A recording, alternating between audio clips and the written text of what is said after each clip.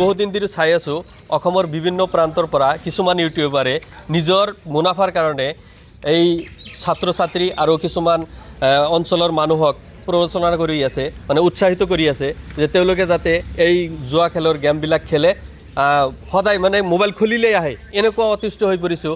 আমাৰ অঞ্চলৰ বহুত মানুহে মানে কৈ আছে আপোনালোকে কিবা এটা একশ্যন লওক ইয়াৰ বিৰুদ্ধে, যে আমি মোবাইল খুলিবই নোৱাৰোঁ, মোবাইল খুলিলেই জুৱা খেলক, ইমুক গেম খেলক, তমুক গেম খেলক, ইমান টকা লাভ হ'ব, ইমান টকা আমি লাভ কৰিলোঁ।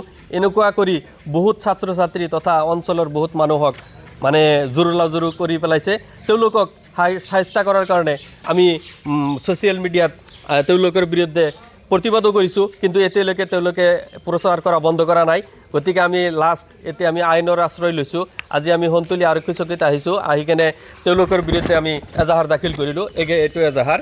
আৰু যিকেইজন আমি ইউটিউবাৰ পাইছোঁ, যিকেইজনে বিশেষকৈ বেছিকৈ প্ৰচাৰ কৰি আছে, তেওঁলোকৰ ফটোসহ আমি আৰক্ষী চকীক সমজাই দিছোঁ। তেওঁলোকে যাতে বিশেষ ব্যৱস্থা গ্ৰহণ কৰে। এইসকল ইউটিউবাৰৰ বিৰুদ্ধে তেওঁলোকে সমাজখন ধ্বংস কৰিব সেনেকুৱা এটা পৰিকল্পনা লৈছে। তেওঁলোকৰ নিজৰ মুনাফাৰ কাৰণে সমাজখন ধ্বংস কৰি পেলাব। গতিকে মই অসম পুলিচ তথা DGP JP সিং ডাঙৰীয়া তথা আমাৰ মাননীয় মুখ্যমন্ত্ৰী মহোদয়ক অনুৰোধ জনাইছোঁ, হিমন্ত বিশ্ব শৰ্মা ডাঙৰীয়াক, তেওঁলোকে অতি সোনকালে এই সেন্সিটিভ মেটাৰত একশ্যন ল'ব লাগে আৰু এই কালপ্ৰিটকেইটাক মানে কৰায়ত্ব কৰি শাস্তি বিহিব লাগে। তেওঁলোকে বিশেষকৈ স্কুল কলেজৰ ল'ৰা ছোৱালী তথা উঠি অহা যুৱকক বিপথে পৰিচালিত কৰি আছে। গতিকে যিখিনি ব্যৱস্থা কৰিব লাগে, মই মাননীয় মুখ্যমন্ত্ৰী মহোদয়ক বিশেষ কৰজোৰে অনুৰোধ জনাইছোঁ, আপুনি অতি সোনকালে এইসকল ইউটিউবাৰৰ বিৰুদ্ধে আপুনি একশ্যন ল'ব লাগে। ৰাইজৰ ৰাইজে বিপুল দাবী, তেওঁলোকে সমাজখন ধ্বংস কৰি পেলাব আৰু কিছুদিন গ'লে সমাজ ধ্বংস হৈ যাব।